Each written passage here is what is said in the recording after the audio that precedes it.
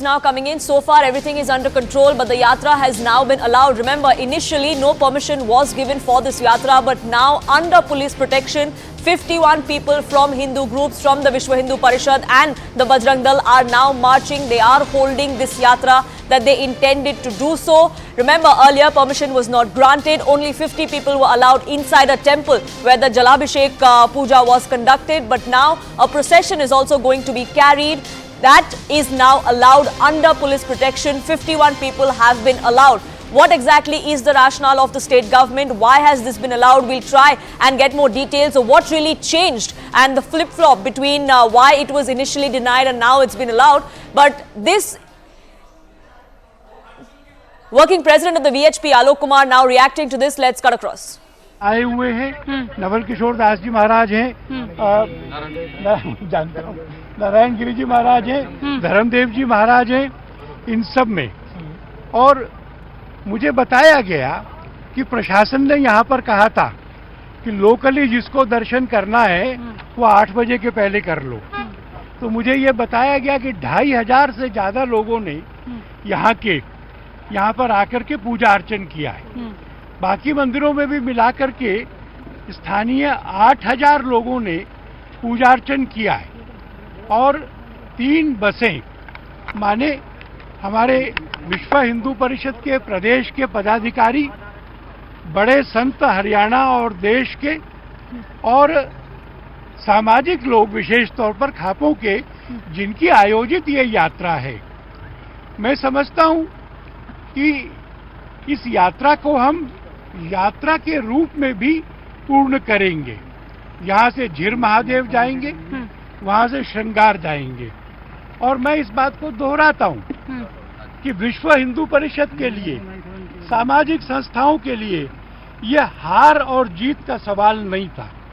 हम करके दिखाएंगे, हम नहीं करने देंगे, ऐसे प्रतिष्ठा पे हम नहीं खड़े थे। विश्व के मंगल की भावना से, सामूहिक भाईचारे से, देश में शांति के लिए, देश में समृद्धि के लिए हमने अपने संकल्प के अनुसार आखिरी सोमवार को ये यात्रा इस मास में पूरी करनी है और वह निर्विघ्न चल रही है। लेकिन सरकार ये कह रही है शोभा यात्रा है जिसके लिए आप कह रहे थे कि सभी मंदिर में जाकर जलाभिषेक। मैंने कहा था कि यह सांकेतिक जलाभिषेक यात्रा है ब्रिज मंडल की। यात्रा भी रह गई है। ये कह रहे हैं सरकार ने कहा कि नहीं, आज आप मत यात्रा निकालिए, ये सब नहीं ठीक है। विपक्ष ये कह रहा है कि मना करने के बावजूद आकर यात्रा करना, ये तो चुनौती देने जैसा है। विपक्ष कुछ भी कहे, सरकार कुछ भी समझे, ये अधिकार कि हम अपने धर्म और रिचुअल्स का पालन करें, ये संविधान से मिला है, 25 और 26 आर्टिकल से मिला है, मौलिक फंडामेंटल राइट के रूप में मिला है। और अगर कोई भी सरकार आर्बिट्रेरीली, मनमाने तौर पर यात्रा को रोकेगी तो वह आदेश मानने लायक नहीं है। आलोक जी, कैसे रोका गया है? श्रद्धालुओं को रोका गया है टोल पे रोका, थोड़ा मेरे को भी गया था।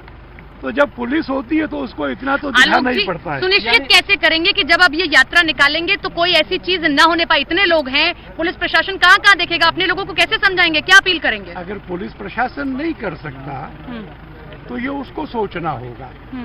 आज जितनी पुलिस इन संतों को रोकने के लिए लगाई है, जहलदार जी को रोकने के लिए लगाई है, इससे आधी पुलिस उस दिन लगाई होती तो दंगा नहीं होता। सुनो, मैं ये कहना चाहता हूँ, जो शांति से धार्मिक काम कर रहे हैं और जो हमला कर रहे हैं, वो दोनों एक प्लेन पे नहीं है। जो शांति से धार्मिक काम कर रहे हैं उनको सहायता और रक्षा देना सरकार का काम है।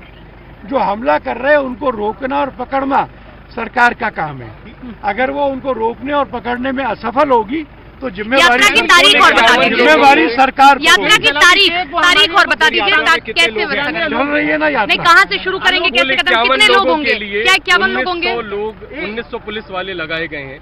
क्या वाकई में इतना खतरा हिंदू संगठनों से सरकार को मैं समझता हूँ कि ये आप सवाल सरकार से पूछे। यानी कि 1 मिनट, हमने ये यात्रा इस मंदिर से शुरू की, नलहड़ के मंदिर से।